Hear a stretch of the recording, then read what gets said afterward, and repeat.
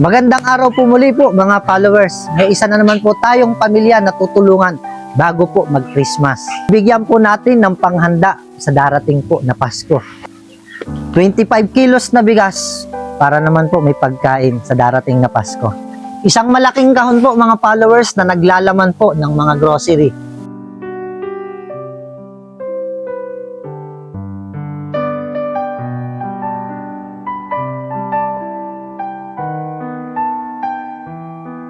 Magandang araw po mga followers. So andito na po ako sa bahay po ng pamilya po ni Ate Carmen. So kahapon wala po siya dito. Hindi ko alam po saan po siya pumunta, pero ngayon nandito po siya. Kaya kamustahin po natin. Hello nanay, good morning. Kamusta? Parang namayat kayo. Ah, may sakit ka. Asan si Ate Carmen? Ate Carmen, parang tulog pa ata. Ah, dito ka muna, nak. Kamusta na ikaw? Okay lang po. Okay ka lang? Opo. Ah, parito ikaw, tabi ka sa nanay. Parang mga puyat kayo parang mga pagod na pagod Kamusta naman kayo dito? Ay, okay lang naman. Kaya nga lang ito, ako'y nagkasakit. Nagpositive ako sa TB. Nag-positive kayo sa TB. Kaya laki pala ng pinayat ninyo. Pero nakakainom naman po kayo ng gamot. Ay, nakakuha naman na kami ng gamot. Ah, meron naman libreng gamot. Nagpa-x-ray na kayo. Oo. Ilang buwan kayo? 6 na buwan mag-iinom ng gamot. 6 na buwan. Katulad ni Tano, nag-inom din siya ng 6 na buwan. Ikaw, Ate Carmen, kamusta naman ang pag-aaral mo? 1 linggo po akong hindi nakapasok. Bakit? Dahil po sa sakit ko po sa tiyan. Ah, may ulcer ka. Opo. Pero kinausap mo ang teacher mo. Opo. Kamusta naman ang inyong pagkain dito sa araw-araw? Medyo kapos na Kinakapos na kayo.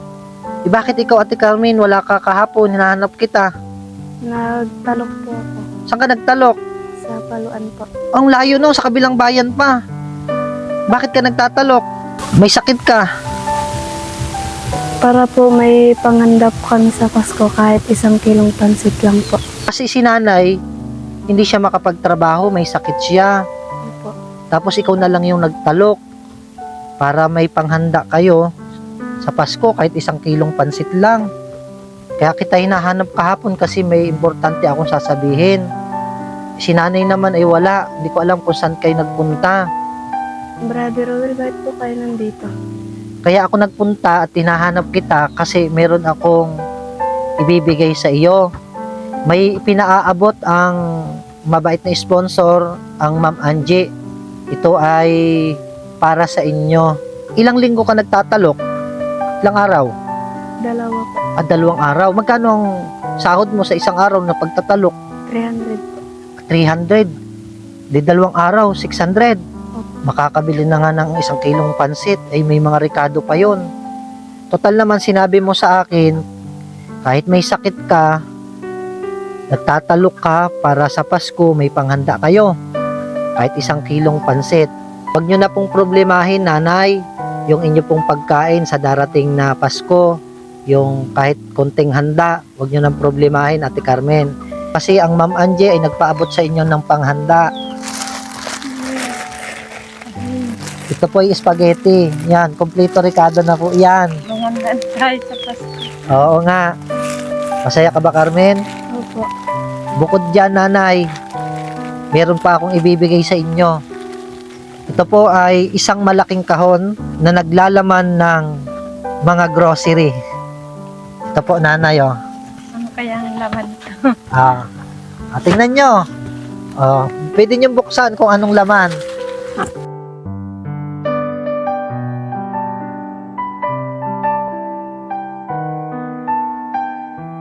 Ang nagpadala po niyan, nanay, ay si Ma'am Angie Morton Velasco. Maraming salamat po sa kay Ma'am Angie. Opo, nanay, tamang-tama yun. May sakit kayo, kailangan nyo ng pagkain. Ganun din, may sakit ka din, Ate Carmen.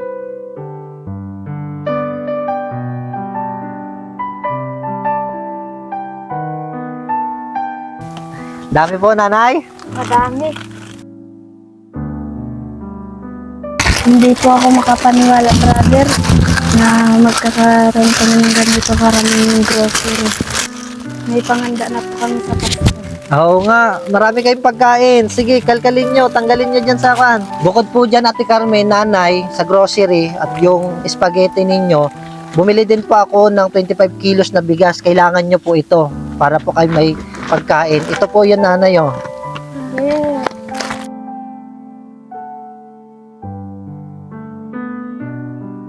Napaabot po ni Ma'am Angie, Ate Carmen, nanay, Merry Christmas and Happy New Year.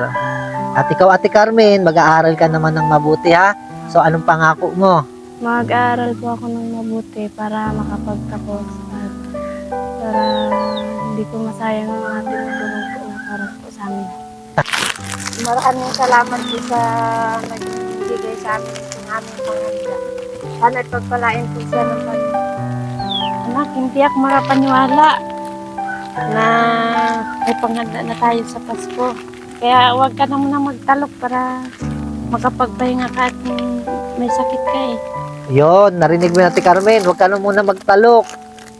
Ilang araw na lang, Pasko na. May sakit ka pa, so huwag mo nang pagurin ang iyong sarili, ha? Anong gusto mong sabihin, Ate Carmen, doon kay Ma'am Angie na nagbigay ng grocery, bigas at ng spaghetti? Maraming salamat po kay Ma'am Angie sa bigas po at sa grocery at sa panghanda po namin sa Pasko.